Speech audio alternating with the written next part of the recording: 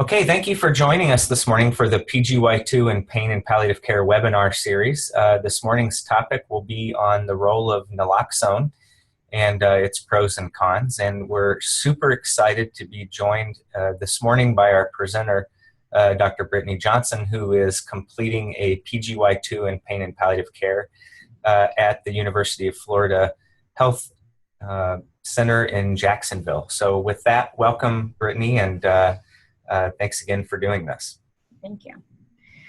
Thank you everyone for logging on. I hope that we can share some knowledge amongst us today. And my PowerPoint today will be on the role of naloxone in the opioid epidemic. So just a brief overview of what we'll discuss today. I want to highlight the prevalence and incidence of opioid overdose, predominantly what we see here in the United States, and identify some of the controversies surrounding naloxone's role in the opioid epidemic.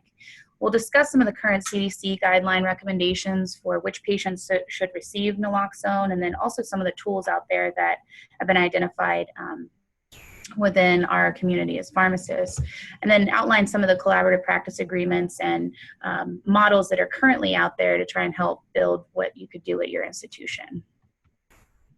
So we can't really start talking about opioids and overdose without just sort of setting the stage of pain and the prevalence and incidence that we see here. Obviously, it costs a lot of money here in the United States, over $100 billion annually, and that's lost wages as well as medical expenses and disability.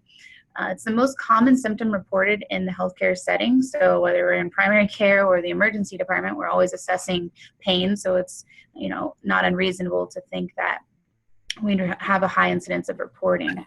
Also, since the Joint Commission rulings, it's now considered a fifth vital sign. So we're assessing pain, and now we need to act on it. Or if we do that through a non-pharmacological or pharmacological method, that's left up to debate. But now that we're gaining that information from the patient, how do we go forward in addressing it? That's created a kind of a clinical conundrum for a lot of primary care doctors in the community.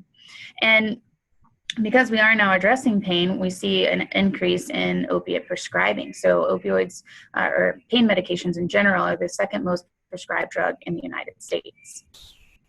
Now, I think over time, our perception of pain and kind of how we approach it has evolved over time. So in the early 19th century, we saw this as a sign of vitality and a part of the healing process. And as we've shifted forward in how we address pain, treating it more as a indicator of some sort of pathology going on, we see that we need to treat pain in these individuals, and we can't not address it. So with the Joint Commission, mandating this as a fifth vital sign, as well as tying up some of our financial reimbursement with HCAP scores and quality initiatives, we're having more physicians prescribing.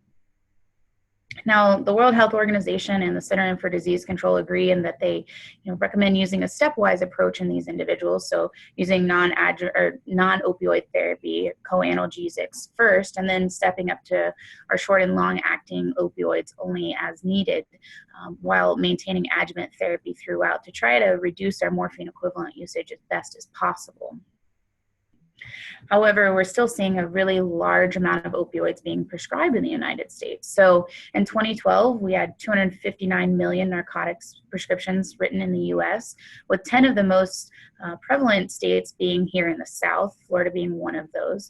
And these medications are not without consequence. So we're still seeing about 50 opioid-related deaths per day. So this becomes even more concerning when we look at our primary care doctors. With a survey that was conducted by Pain Week, some of our Pain Week team, 25% of physicians feel confident in managing opioids that they prescribe. So our primary care docs, that means that 75% of those individuals that they surveyed do not feel confident with the medications that they're prescribing. And 60% of those individuals that don't feel confident say that it's due to the fact that they don't have the time in the exam room, which really I think makes pharmacists an ideal person to come in and intervene, because we can spend the time with that patient.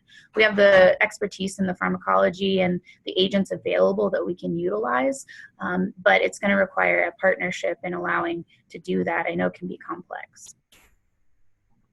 The other thing is, I think there's a common misconception out there that, all these overdoses are coming from bad people buying drugs off the street. And when we look at the data here that was provided by the CDC, it's really not the case. So only about 4% of these are being generated from drug dealer, so to speak, transactions, where the majority are coming from a friend or relative or being prescribed by a provider. So it's really an important point to educate in the community, especially about those medications that are being left in the medicine cabinet. So you go and you get your tooth pulled, your doctor writes you for 30 Percocet, you only take 5 of them, and the rest, most people don't just throw those away, they put them in their medicine cabinet for safekeeping in case they have an issue later on. Well, those medications are making it out on the street. So there's really kind of a new dealer in town, and that it's your own medicine cabinet. Which is an important counseling point, I think, to our patients in the community. And this is just a kind of pictorial representation when we look across the United States where different cities or states lie. This data is slightly dated. It's from 2012, but I couldn't find a more current pictogram, but you can see here it just shows the number of painkiller prescriptions per 100 individuals being written. Florida, we're about in the middle range where I'm from, but some of our friends out in the West are definitely seeing higher rates. Now, when we look at overdose and the consequences of our prescribing, over 2.4 million opioid abusers have been identified in the United States, with the majority of those coming from pharmaceutical drugs. Although, as we start kind of tightening in on our prescription opioids, we're seeing a rise in heroin as well. So some unintended consequences from part of our stewardship is occurring. And it's really just this fine balance beam that we're walking here. But 85% of opioid overdose-related deaths are mixed ingestions, which also make it a complicated issue because naloxone may work well in some patients and they may respond, or they may not, depending on what substance they ingested. So it's always important that the patient knows that they still need to contact 911, even if they are provided this rescue medication. Now, when we look at who's at risk for opioid abuse, there's been a lot of work done in the recent year on trying to identify risk factors for patients, but this was published in the Journal of Preventive Medicine. I thought it was kind of interesting to lay out some parameters for you. So when we look at demographic variables, typically it's more predominant in males versus females, and non-Hispanic whites are at highest risk, with the majority of patients being in like their middle age, and heroin usage being in the younger population, 25 to 30s. Patients obviously with a past history of substance use are going to be at higher risk. And I think the majority of us know that, mental illness and pain tend to go very much hand in hand. So it's not uncommon that we'll see mental disease in these patients as well. And also, patients utilizing multiple providers are going to be of concern because that sort of builds a case of aberrant behavior and risk there. So these individuals may be a candidate for naloxone. And then, of course, as our morphine equivalents increase, we see a relative increase in our risk. And this is just a graph showing sort of kind of in proportion to the patients being seen and their risk of overdose. You see that patients seeing multiple doctors that are, involved in some form of drug diversion or refilling their medications early, while they make up the smallest piece of the population, they make up our largest chunk of the population for overdose. And then the second to that would be those individuals that are only seeing one provider but being prescribed a high dose of morphine equivalents. So really, what do we do when the prescription becomes a problem? The CDC launched this campaign, and really I think there's 3 components to it. Of course, prevention, education, and then there's always that role for naloxone. So let's touch briefly on the prevention. So in our clinics here at our institution, we utilize all of these components, but I understand depending on where clinics are in their development or what collaborative practice agreements there are, pharmacists may or may not be involved in all of these components. So establishing a pain agreement with the patient so that they understand the risks of respiratory depression, side effects that can occur, what their expectations will be for taking their medications exactly as prescribed is an important foundation to lay out with the patient. Also, utilizing the opioid risk assessment tool, which has been validated in the outpatient setting, to screen those individuals and identify who may be high risk. Now, unfortunately, it is a subjective report, but so is pain in general. We rely heavily on what the patient is reporting. So based on that risk assessment tool that we are provided, we can move forward in deciding our frequency that we're going to urine drug screen our patients based on that risk factor. And then, of course, the use of abuse deterrent medications is always a possibility depending on your hospital's ability to provide that on their formulary.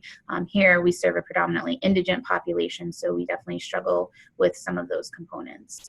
And then here in Florida, we have the E-Force program, but it'll be coined a different term in different states, but your prescription drug monitoring program. So making sure that we're screening patients for multiple providers is going to be an important part. Early refills, that they're not stockpiling at home and things of that nature, can also help to reduce the amount of tablets that are on hand. I think another important component is moving into the education. So I think the education from top down, whether it be a primary care doc, a surgery attending, or even our own patients and the community in general. I put out these pictures up here, sort of stereotypes of what we think a high-risk patient looks like, or someone with aberrant behavior looks like, or someone that's at high risk for overdose, just to say that much.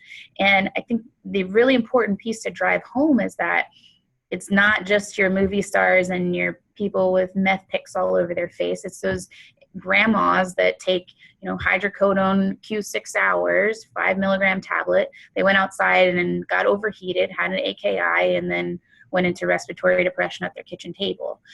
So these things are, sort of coined in the community as one way, but as healthcare providers, we need to be viewing patients more objectively and looking at their overall risk factors. Another important counseling point is, being able to identify when a patient is experiencing opioid overdose. And this is going to be especially important to the caregivers of these individuals, because if the patient is in overdose, they're not going to be able to administer the medication to themselves. So signs and symptoms would include things like slurred speech, itchy skin. That might be kind of the onset of maybe there's some sort of reaction going on or taking too much. Loss of alertness, respiratory depression is obviously going to be a big one, and then no response to stimuli.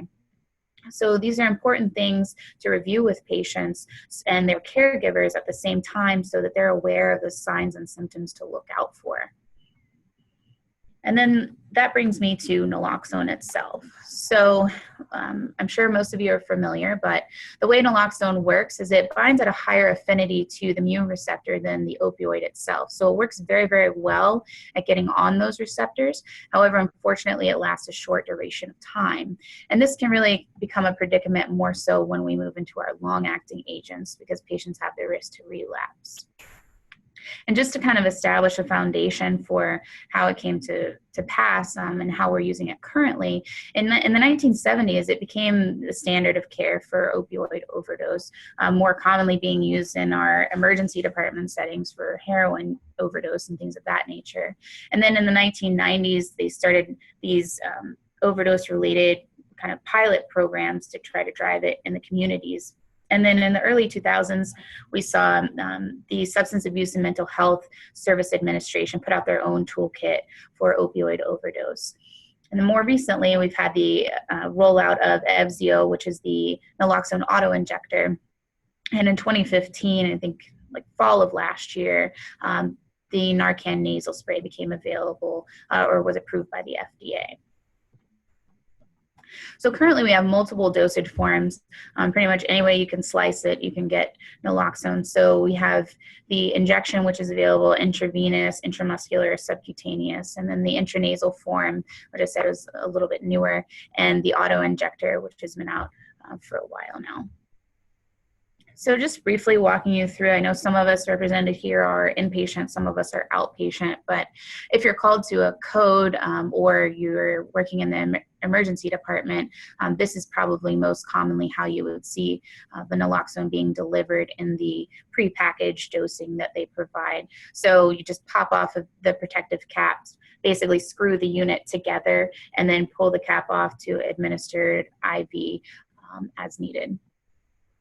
Now, the nice thing, since we now have the Narcan nasal spray, the intranasal naloxone kits that were used to be made have, I think, fallen more so out of favor. However, due to insurance limitations and the PA process and coverage, I think there are still some community organizations utilizing this approach with the atomizer. So basically, the way that it's assembled is very much like the injection would be. However, instead of using the injection catheter tip, you'll use this atomizer, which will then vaporize the naloxone, and they'll deliver half the syringe into one nostril and then half into the other, repeating in about 2 to 5 minutes if they don't obtain a response.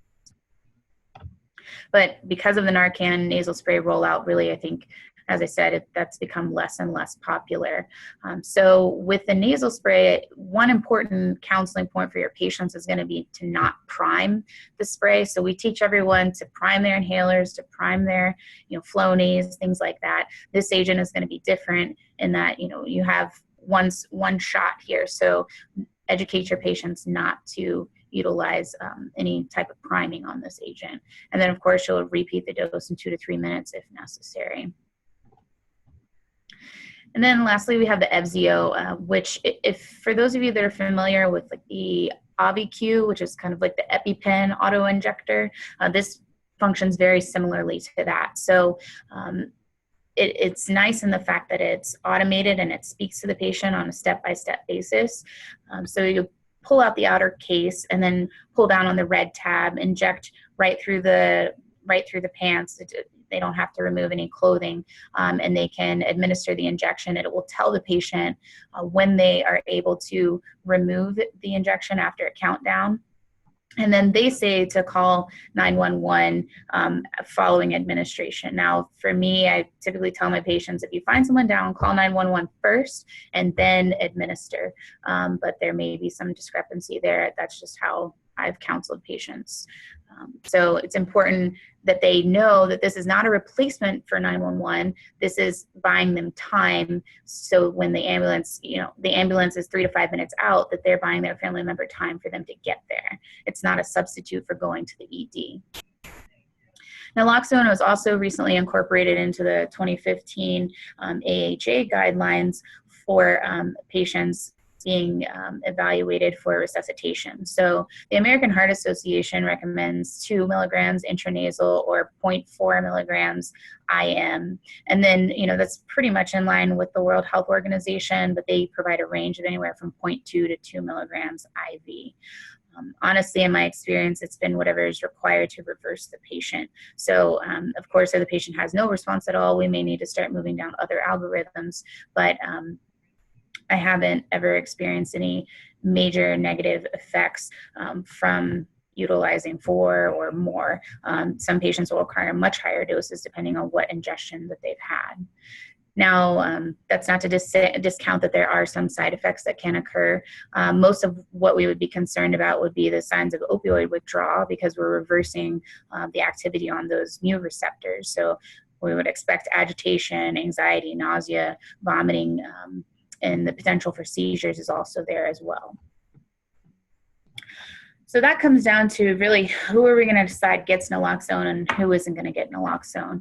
Now the CDC guidelines sort of outline more of a try to cookie cutter approach it, but I think clinical judgment is also going to play a huge factor in this. But individuals receiving more than 50 morphine equivalents per day are recommended, as well as those with any type of sleeping disorder or breathing disorder. So patients with sleep apnea, patients with asthma, COPD. And then a big topic in the recent months has been concomitant benzodiazepine use as well. So we know a large majority of our overdoses occur with combination of opioid and benzodiazepines, and this is why the FDA is really pushing hard to reduce that. Over age 65, patients are at an increased risk as well. And then, of course, our individuals with a history of any type of aberrant behavior, because we may not be able to ensure that they're taking their medications appropriately, which should be a whole separate conversation that we're having. And then anyone that's using alcohol or has known organ dysfunction is also going to be at an increased risk.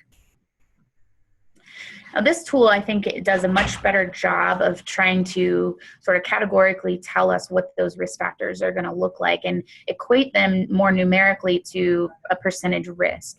So this Refusal tool is something that I learned about when I went to the Pain Week conference recently. I found it to be very interesting, and actually Dr. Fuden is developing his own app for this. I'm not sure if it's been released yet or not. That might be something that Dr. Herndon can speak to.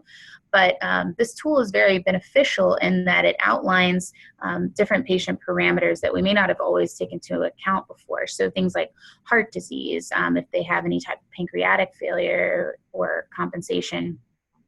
Of course, our pulmonary patients are going to be of concern.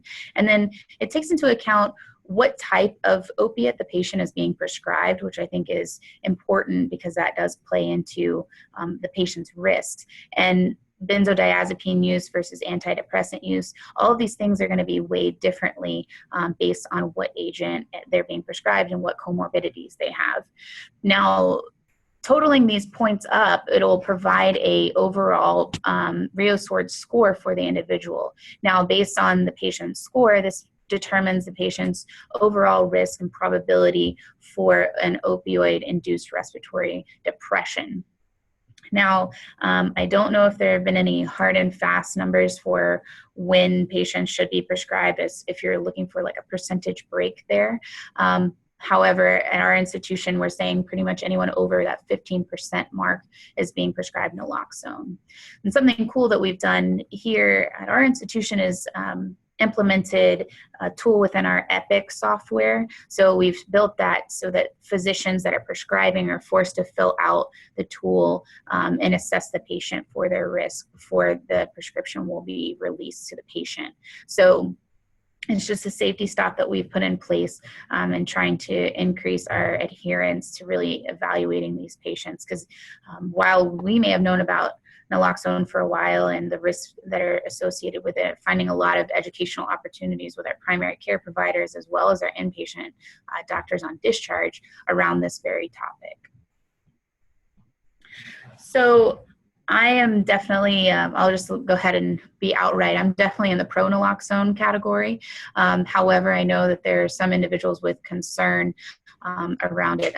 My ED attending and I go head and head on this very topic. So I think that it's very beneficial in that it has the potential to save lives and buy us time for the emergency services to get there and stabilize those patients as best as possible so that we can ensure that they're able to remain in a respiratory state that provides life, right? So very essential in my opinion. And then when we look at the cons or the naysayers of naloxone, they have concerns around naloxone promoting more risky behavior. So the thought is if we give individuals Narcan, then they'll just bolus as much heroin as they want to, and then they know that they have the Narcan there. So are we promoting more promiscuous or aberrant behavior? There's concern with long-acting agents because patients can relapse into respiratory depression following administration because, as I said before, naloxone is a relatively short-acting agent. Patients may or may not call for help after they administer that first dose. Their loved one comes to, and they think everything is fine, which is why it's essential to educate patients appropriately. And not every state honors the Good Samaritan Act currently. So still working in that direction to protect individuals that do choose to intervene. So I dug a little bit into the literature just to look at people's attitudes among users, among emergency staff, among general patient care advocates to see, what the census is out there. And this is a study that was done, or a survey that was done on emergency responders and their attitudes towards the administration of naloxone. And, they said the majority of them said if someone overdoses, I would do whatever I needed to do to help them. 86% of police officers agreed with that. They were also surveyed, I would be afraid of giving naloxone in the case of a person becoming aggressive. So very few actually had concerns surrounding this. The majority of them disagreed, right? And will you do whatever it's necessary to save someone's life in an overdose situation? 72% said yes. So the reason that emergency responders got into this profession just as we did is because we want to help people, right? So they're very receptive for the most part in what I've seen in the community to trying to do whatever they need to help patients. Now, when we look among opioid users themselves, there's concern for this increase in aberrant behavior. If someone overdoses, or they just going to ditch their friend and leave them, what's their willingness to actually provide that help and care?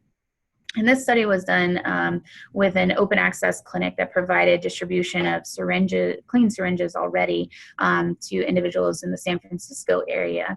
And they surveyed 120 users and provided them education with their clinic staff that they already had there with 5 to 10 minutes, and then provided them a prevention survival brochure alongside that, going through the signs and symptoms of overdose as well as how to respond in an overdose situation. They put the patients into 2 arms. So 2 intranasal injection doses were given, or 2 injectable doses. So there were 2 separate arms there, but both received the same form of education. And what they found was that following education, 98% of those individuals at the clinic were able to repeat the steps that they were instructed. However, they reported being comfortable with the steps that they were instructed. However, when we look at those that had to assemble the naloxone atomizer, we see about only 86% accuracy with their performance of that, compared to those delivering an intramuscular injection. Those patients, 100%, were able to repeat as directed. So it may lean, now that we have the Narcan nasal spray, this may be a little bit of a mute point now, but it's just showing that maybe the atomizer isn't the best patient care choice, that more insurance companies should be providing the Narcan nasal spray because it's easier use, and we don't want to inhibit someone in a panic situation from being able to deliver a life-saving medication just because they can't assemble it quickly enough, okay, or figure out how to do all those steps that they were educated on. And then another concern is the patient's refusal to transport. So instances, occur especially in packing situations, which is more of an outlier, but someone like heroin packing, they may require up to 20 times a normal dose of naloxone. And then, as I mentioned before, our long-acting agents can be an issue as well because patients have the potential to relapse into an overdose state. And we may see, after administration, patients becoming aggressive and present with symptoms of opioid withdrawal that require them to be admitted to an ED, or at least become present in an emergency with emergency responders. So this study was conducted on roughly 1,700 patients followed over a 20-month period, where almost 1,200 of those individuals were transported to the emergency department. Of those that refused transport, that summed up about 600 individuals, which the majority refused further treatment. Some received naloxone and, during their resuscitation, and then they didn't need any additional support. The other 552 individuals, they received naloxone, but they refused any further treatment. And so what they did is, in this retrospective review, was look at the medical examiner reports for those individuals 2 days following the ambulance visit. And they found that there were no individuals that died within that 2-day period following the call out to emergency services, which just kind of leans to say that even those individuals that didn't go to the ED and refused further treatment were not found to expire based on overdose within that 48-hour following period. Now, there are multiple models out there in the community for the distribution of naloxone currently. So there are community organizations providing naloxone, as well as, your just traditional prescription. I write you a script for naloxone and have the patient go and fill it. Collaborative practice agreements are also becoming pretty popular. That's something that we utilize here at our institution. Having standing medication orders or protocol-based orders is another option. And then pharmacist prescribing, which is, very, very limited still at this time, but still another model that could be followed to ensure that we're getting these patients the medication that they need to ensure safety. So I've highlighted here 3 states that I think are kind of models for community-based naloxone and how we may be able to move forward in our own respective states. So starting with Rhode Island, their current model is really based on pharmacist-physician communication. So they require that the patients receive a handout on overdose education by the pharmacist, and then the pharmacist will verify and check for understanding of that with the patient at the counseling window. In addition, they require further training with continuing education of 1 hour with their pharmacist to prevent to prescribe course, as they call it, which is also available through the University of Rhode Island. Now, in the late 2013, early 2014, really within those first few quarters there was a big drive with the chain pharmacies to start really pushing naloxone distribution. So they saw a huge influx of participation with CVS and Walgreens and some of the other larger chains up there. And what you can see is that in that 2014, quarters 1 through 4, where they really got on board, you see a huge rise in the pharmacy-based naloxone prescriptions, and then a very significant plummet in their overall overdose deaths, while the other states surrounding Rhode Island were still experiencing an exponential climb. So this may, infer that naloxone has really helped to reduce those rates of opioid overdose. Now, looking into Massachusetts models, we can see that there are multiple patient requirements similar to that of Rhode Island. So providing some sort of written handout to the patient is going to be essential, and then that pharmacist counseling to follow up, as well as requirements for them to have actual labeling of a naloxone prescription. So they're going to do a full label. That's just their state's requirement. And then the physician and pharmacist will have a sort of a standing order process that's kept on a protocol base in each pharmacy, and it's also filed with the Board of Pharmacy to ensure some form of consistency there. And pharmacists and physicians will determine, who is and is not a candidate for naloxone based off of that, but permit that in this state, bystanders can be provided naloxone. So if there's a family member of someone that is, consumes opiates, they are able to be prescribed this agent on behalf of that individual to aid in their care if necessary. And when we look here, the majority of patients surveyed in Massachusetts and their, what they found for who's delivering naloxone, the majority of them are going to either be a friend or a family member living in the household, with some, about a 50-50 split on who is requiring 1 to 2 doses. Very rarely are we seeing patients move into the 3rd dose requirement, which makes sense as to why we carry the Evzio in a 2-pack kit, as well as the Narcan in a 2-pack kit, okay? And then naloxone was successful in 98% of the cases. There were a few individuals that, did require additional support, but they did go to the emergency department. So there were no deaths found in this study either. But I just wanted to kind of highlight the fact that, majority of patients are requiring 1 to 2 doses, and that the majority of the time we're very successful in our delivery of this agent.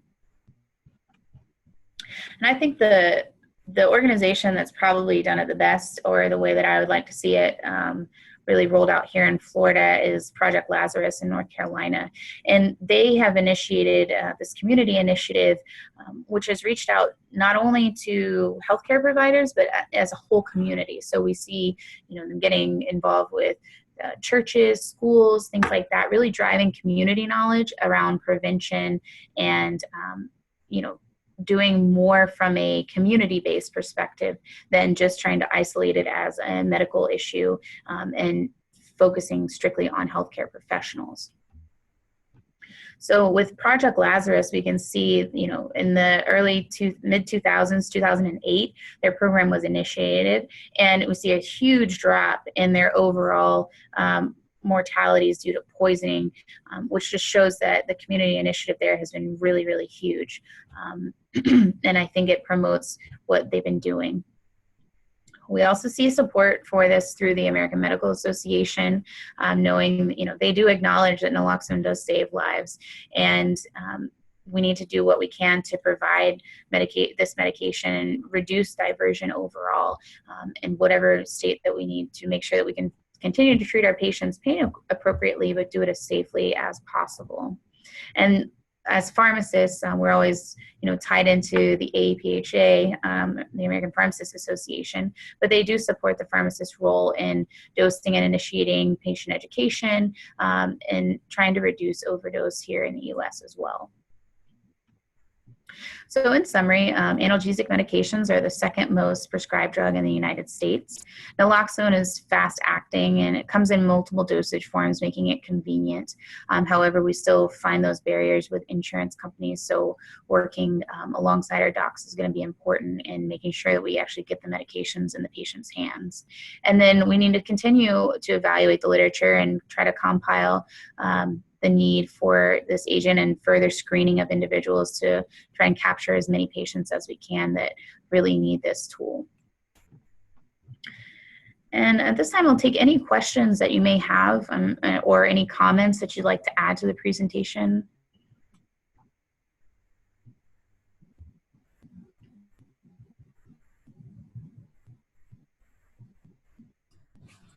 For those of you with a microphone, everyone at this current time is muted. You can select unmute and feel free to ask questions or use the chat functionality on the right of your screen.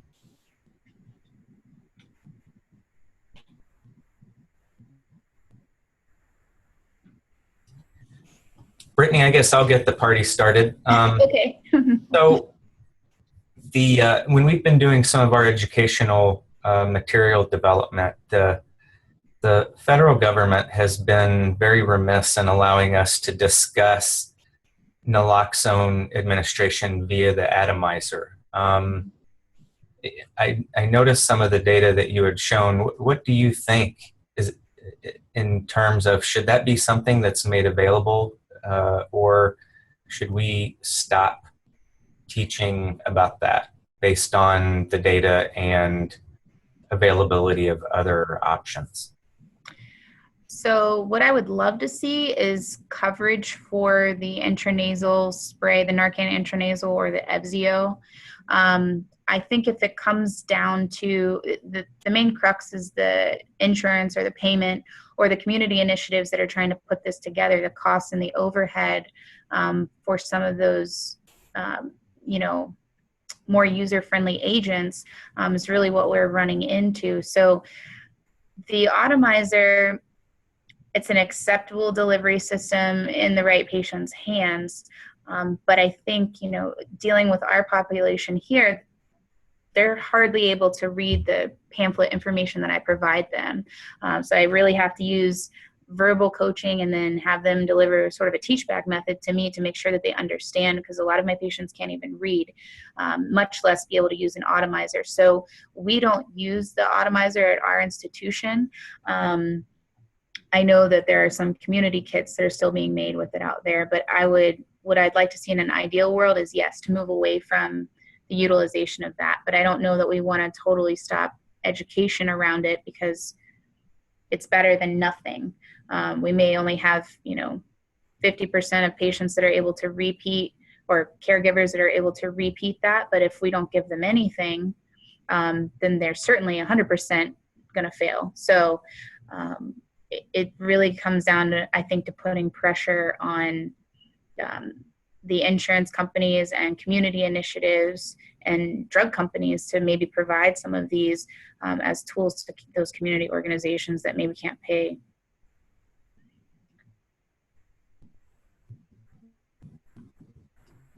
I was I was encouraged to see your discussion about the AHA adding it to their, what was it, to their Yeah. BLS training. Yes, yes. So that was incorporated last year. So I think it's starting to gain ground. What do you what do you think about putting a form of naloxone in um, the AED kits? Oh, I would be all over it. I don't think there's I don't think there's anything wrong with that. Everything comes down to dollars. I would be pro in having them in the AED kits. I think all emergency responders should have them. These are the people that are going to be on the front line. AEDs are available in a lot of different community areas where this could occur, airports, bathrooms. We have people overdosing in community, gas stations all the time. So anywhere that there was an AED, I think it would be more than appropriate to have a naloxone there. Brittany, we have a question from the chat Okay. functionality. I don't know if you can see it or not. It says, Yeah, let me pull it up here. okay. So let's see. Glares is asking if we'll weigh in on the CDC recommendations that occurred earlier this year to consider prescribing naloxone to patients on high doses of opioids. Has this practice begun in your area? So yes, as I was saying before, what we've really tried to do is, yes, we are incorporating some of the CDC recommendations, but in a more detailed fashion, we're using that Refusal tool, which has been validated as well. I think it's a little bit more specific than the CDC guidelines. I do think that it's important, though, that if you deviate from the guidelines, that you document as to why. So if you identify a patient that you want to prescribe for, or that you choose not to prescribe for, that you have clinical validation as to why you did that. Because they are called guidelines, but we're seeing more and more states kind of get on board with legislation to enforce these guidelines. So I think you have to be very careful in how you approach that as a clinician, always erring on the side of what's right for the patient. So what we do here is use that Refusal tool. Also, if there's any, very subjective for me to say, but it's kind of gut feelings or concerns about other patients in patients' family members in the household, or anything like that may make us of concern. We'll typically urine drug screen those patients more frequently. We'll have them come in for pill counts more frequently, and then of course provide them naloxone. So the main thing is that you're providing patient safety, but you have to weigh that out with the number of prior authorizations you're going to do, and the cost of the medication to the patient, and things like that. So I understand it can become a very sticky subject pretty quickly. But the CDC recs are what? Anybody above 50 of morphine equivalent a day? Anybody above 50, which that could be almost Everybody? yeah, outside of a few of my granny patients, that would be almost everybody that I see in pain clinic, and as well as on discharge. I mean, the CDC guidelines are primarily, intended for the primary care setting, but what we're seeing a lot of issues with is our acute pain patients with a history of aberrant behavior. They come in for a trauma or some type of acute surgery, and then we're going to discharge them home, knowing that when they were admitted, they had marijuana and cocaine in their urine. So yes, we need to address their acute pain issue, but also we're discharging them out on opioids that they may or may not be abusing when they get home. So there are times that I'll deviate from that, just depending on a case-by-case basis. We've been doing a cutoff of 100 in our clinic, and we started that I'd say a year and a half before the recommendations came out, and so we haven't pulled it down to 50 yet. I think we've started being a little bit more aggressive with who we send out on it. Our state Medicaid formulary will cover the vials now, so okay. Oh, they cover the vials? Yeah. So are you sending patients out with a vial and this like syringe kit for? We Okay. don't put them together. We have several local pharmacies that are doing it. Oh, good. Okay. Okay. Yeah, the coverage is the hardest part for us, but if we can train a patient on how to use insulin, then we can train them on naloxone. It's actually probably less dangerous. If they go up a couple mils or down a couple mils, insulin's probably more sensitive.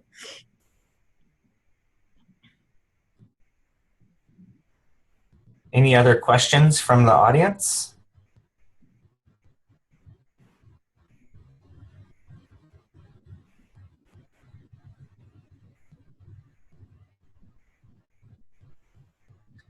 Well, Dr. Johnson, thank you for a wonderful presentation. I certainly learned a bunch, and I think this was a very timely and worthwhile review of the data. I hopefully will be able to get more information out about that RioSword tool. I don't believe Dr. Fuden's app is online yet, but he has offered like I think 1 year free access to it for members of the Society of Palliative Care Pharmacists, so that's encouraging. Please be careful down there with all the hurricane stuff, and we appreciate you braving the elements to do the webinar this morning. Absolutely. Thanks so much for having me. Thank you.